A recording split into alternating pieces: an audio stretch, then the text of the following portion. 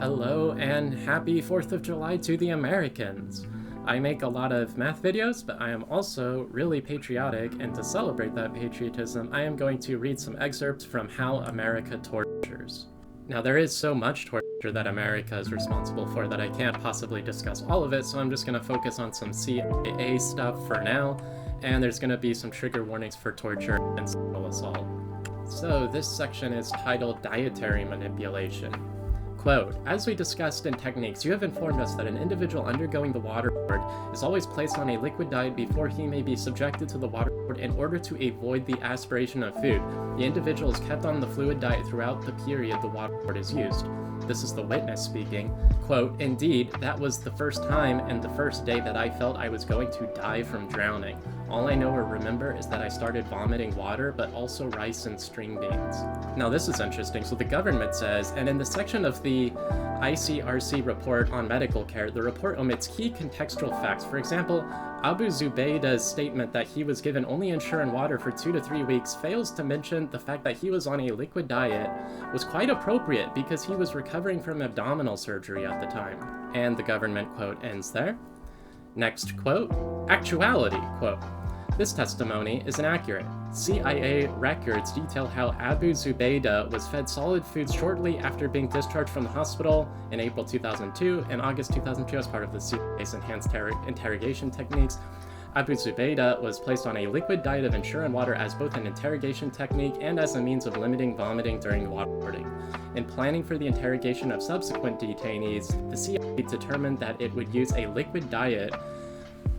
At least 30 CIA detainees were fed only a liquid diet of Ensure and water for interrogation purposes, end quote. And they provide the source, and I went and I found the source. So the source that they quote is an unclassified document. I'm just going to pick out a little example. Rahim's diet, quote, Rahim's diet was almost entirely limited to water and liquid Ensure meals. CIA interrogators would provide Rahim with a cloth to further cover himself as an incentive to cooperate. And it just goes on and on. I'm not gonna, thumb through like 30, they say that there's 30 examples. So yeah, that's quite the coincidence, right? That, 30 people for medical reasons just happen to be put on a liquid diet. Seems like the government might be lying there in the courtroom. There's a section on sleep deprivation. If you want to get accurate information from people, you wouldn't sleep deprive them to the point that they're hallucinating or so cognitively broken that they can barely function. I think they use sleep deprivation because they don't actually mind if they get false information. They can put it in their documents if it sounds good, and that's all that really matters. There's a section on physical contact techniques, insult slap, abdominal slap, facial hold, attention grasp. There's coercive techniques, walling, where I think they just throw your back against a wall really hard. The interrogator pulls the individual forward and then quickly and firmly pushes the individual into the wall. It is the individual's shoulder blades that hit the wall. During this motion, the head and neck are supported with a rolled hood or a towel. Oh, stress positions. This is the stuff of nightmares. Also, waterboarding is the stuff of nightmares, but they can just put you in a stress position and just hold you there for as long as they want. Cramped confinement. Witness quote, the very strong pain made me scream unconsciously. The contractions in my muscles and nerves were increasing with every hour, every minute, and every second that were passing by, especially in the wounds I already had in my belly and thigh, let alone the pain in my head that was predominantly stronger than any other pain in my body. As to my back, it was playing solo the guitar of pain, but with no chords, for I couldn't feel any chords or nerves or even bones. The darkness involved in cramped confinement serves additional purpose by desensitizing those inside. Waterboarding,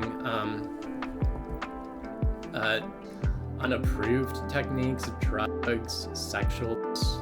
And here's one that's called rectal feeding.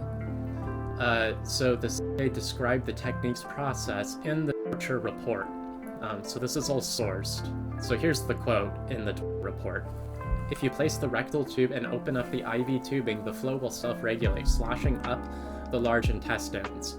referencing the experience of the medical officer who subjected KSM to rectal rehydration. The officer wrote that, "What I infer is that you get a tube up as far as you can, then open the IV wide. No need to squeeze the bag.